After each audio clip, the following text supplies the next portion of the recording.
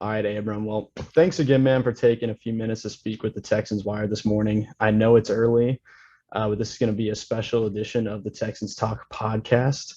And I'm excited to talk to you about your draft process. I kind of wanted to start by you went through a pretty interesting 5 years at Baylor. So I know it was 1-11 during the redshirt year, and then 7-6, 11-3, 2-7, 12-2. That's a lot of ups and a lot of downs. What brought you to Baylor and what made you stay? Well, what brought me to Baylor was that I guess growing up, growing up, that's something like I wanted to do, somewhere I wanted to be. I did a lot of camps growing up, so I've been to the campus, I've been to the field several times. So for me, Baylor was my go-to school. I have a picture, like even when I was like in high school, which I tell people all the time, is I was sitting at McLean Stadium, like kind of just standing right there at the end zone, and like my caption is like future, future Bear or the future. That's So awesome. I've been wanting to go to Baylor since I was little. Do you remember like how old? So you just grew up very close to there, and that was the dream. Yeah, so it was mostly like middle school when I started doing like camps and all that, and my dad would like drive me to. I never missed a Baylor camp at all. So I think around that time, middle school time, is when I knew like this is what I want to be. We're about the same age. So that was when RG3 was winning the Heisman, right? I believe Like so. seventh, Yeah, eighth grade. Yeah. yeah. Oh, that's awesome.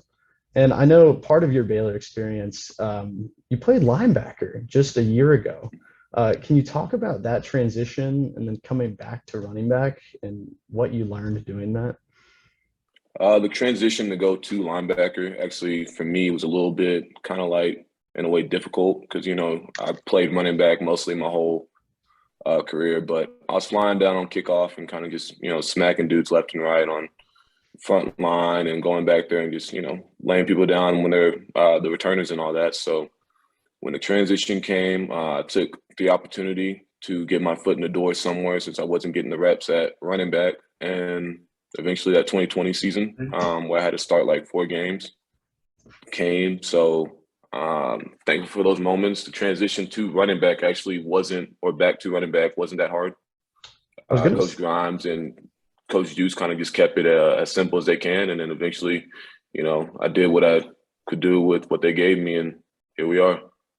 Well, I was gonna say you kind of still run like a linebacker at times. Yeah, I've watched you throughout the process, and I love your film, man. You run hard, you hit people, but you've also got this speed to break off the big runs. What would you say your best asset is that you're gonna bring to an NFL team in year one? Uh, I would like to say exactly how you said it there. Physical downhill, one cut. I'm a bruiser type of back with a little bit of wiggle and some speed. So I think I'm a every down back because I can catch out the backfield as well. So not a lot of opportunity, a lot of opportunity to do that since we had a two duo back type of deal, me and Treston. But Mhm. I feel like I can do it all. So I think that's what I'm gonna bring to any NFL team to the Texans.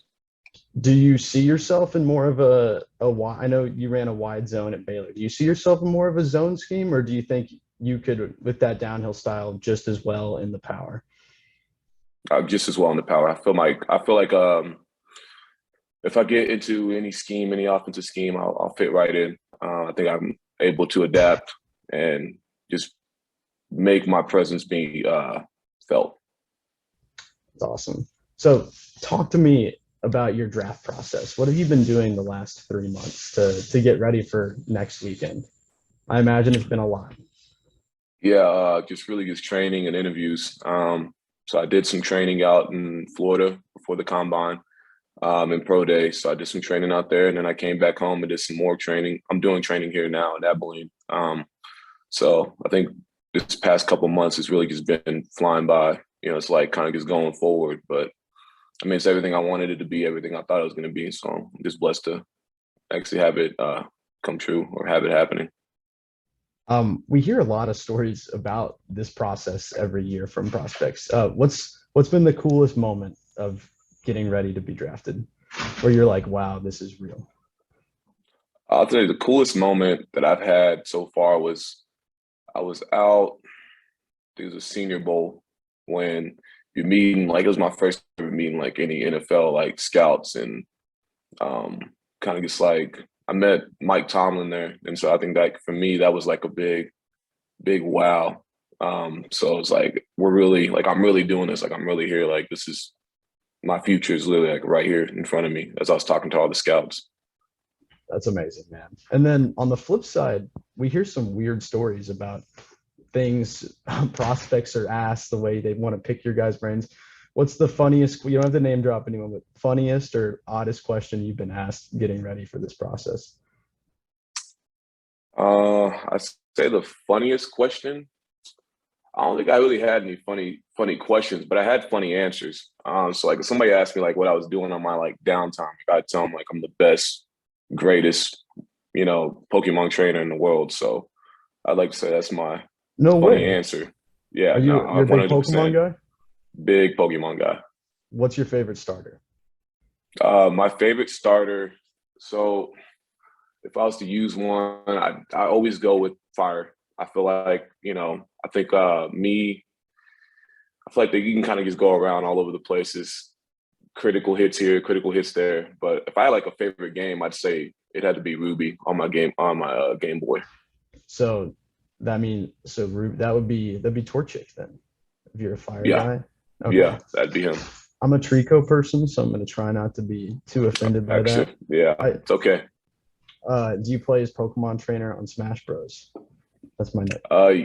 Yeah, I do. When I play with my best friend Noah down here, I do. I use a Pokemon trainer here and there, but I usually go with somebody like it's like that one boxer on there. I think it's little Mike. I think yeah, Yeah, and he a has little the one Mac. hit. Yes, Yes. And this kind of leads into my next question. So, what kind of guy, what kind of teammate are they getting? It sounds like what do you do off the field? So like off the field, I'm really just I think over here I kind of just get involved in the community over here. In Abilene, I kind of just talk to teams, talk to younger kids and stuff like that, and kind of just influence people in the right way. And so I think when I go to a team, that's exactly who they're going to get. Somebody who's real, that knows when to be an influence and when not to be. So I think